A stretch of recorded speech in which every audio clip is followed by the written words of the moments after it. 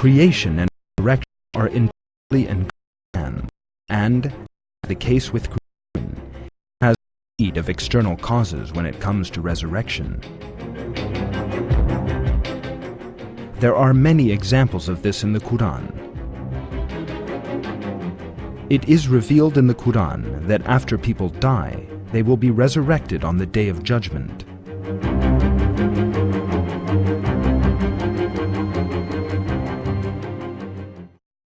That is their repayment for rejecting our signs and saying, "What, when we are bones and crumbled dust, will we then be raised up as a new creation? Do they not see that God, who created the heavens and earth, has the power to create the like of them?"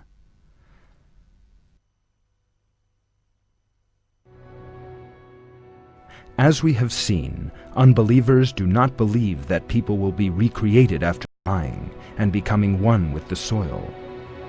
This situation as regards the theory of evolution.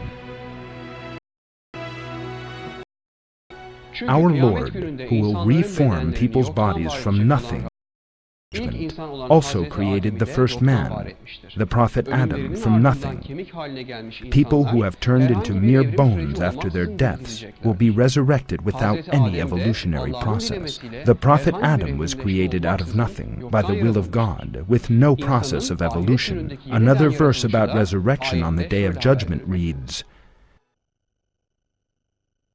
"You have come to us all alone, just as we created you at first, leaving behind you everything we bestowed on you." Another point requiring careful attention, Qur'an points to the resurrection of man on the Day of Judgment. It makes clear that this creation will be like the first creation. Each person who will have died and become one with the soil will be reborn through a recreation in the hereafter and assume a human form. That is why the first human creation resembles this and happens not stage by stage, but all at once and in a miraculous manner. Another example of resurrection is given in the Qur'an, the situation facing someone who did not believe in resurrection after death.